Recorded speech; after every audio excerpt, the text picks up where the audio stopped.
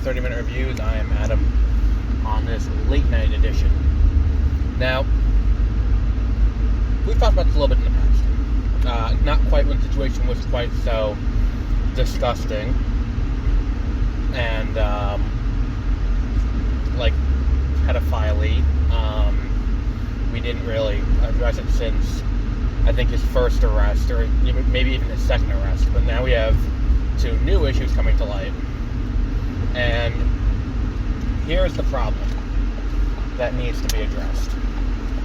I think that Warner Brothers needs to make a decision about Ezra Miller publicly now. Because here's the problem. We're at a point where studios make decisions based on allegations.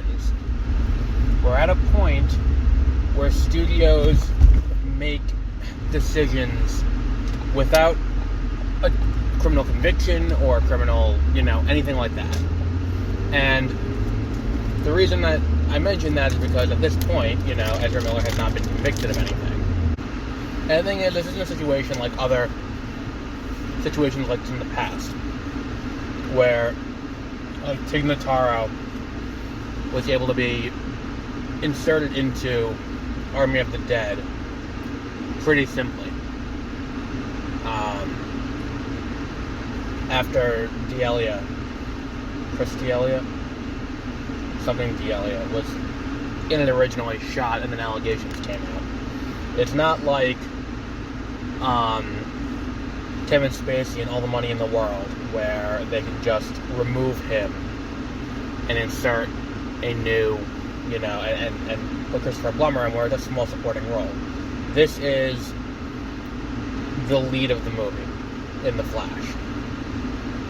And I think that the reason that Warner Brothers has been so hesitant to act on this is the fact that the budget is relatively low when it comes to major tentpole movies.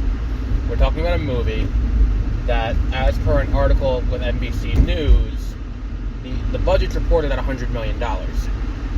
I don't know how accurate that is, considering the Batman was $200 million, and that movie did not look like a $200 million movie until the third act. It had a car chase that was shot on the Van Wyck during rush hour traffic. But if you look at what happened here,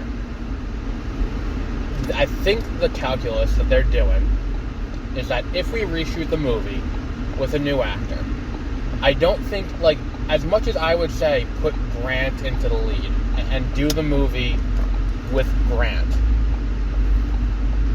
because that's probably the path of least resistance at this point. I think that, with him having as much time playing the Flash as he has had, that would be the easiest path of least resistance to get this movie out on time, would be to replace Ezra Miller with,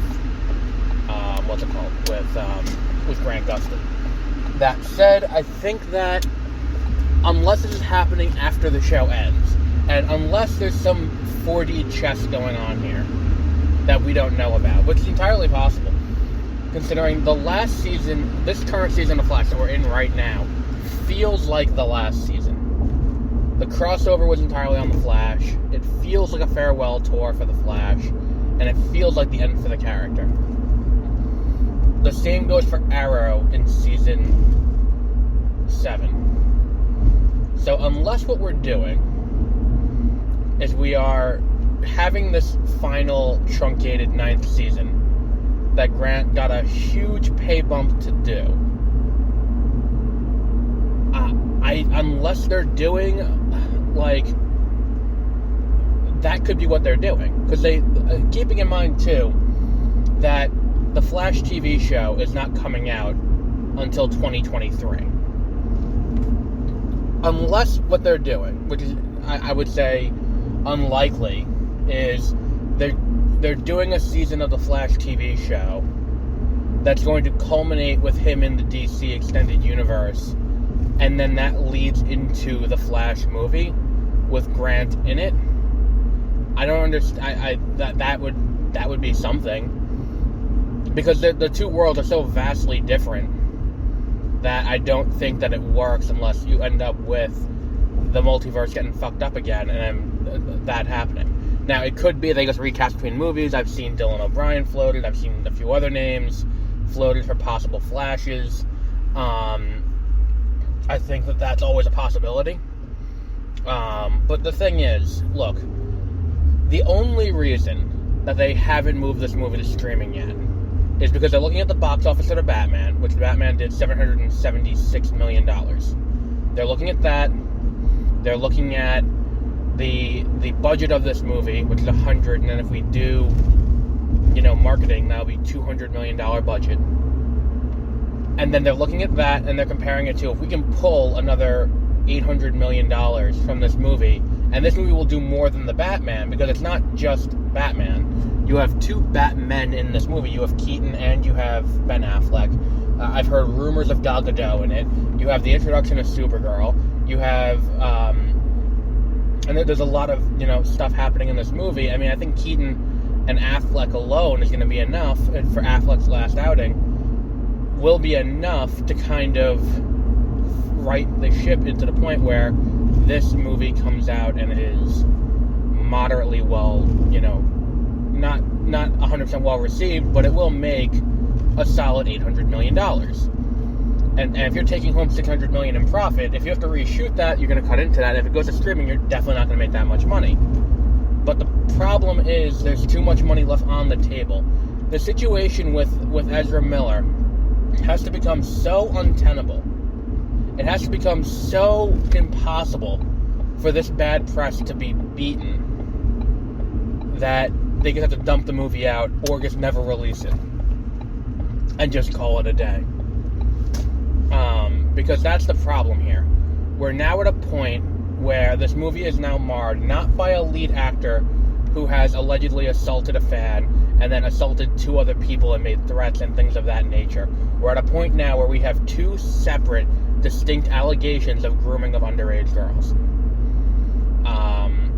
And two allegations that have netted restraining orders pending further legal action, while said actor is on the run from and openly taunting law enforcement to come and find him, and that he will not be found. It's a situation that's not ideal, and I think at this point, if it's any other movie with any other actor, I think that it's replaced. I'm not sure why it hasn't been done already. I understand after the assaults, but with this, I don't know why they're at a point where it's like, well, we can probably weather this storm. This isn't a storm you want to weather. You don't want to be on the Ezra Miller side of this event. So yeah, I mean, it's a bizarre situation. So we'll wrap up there for today. And until our next episode, have a great rest of your weekend.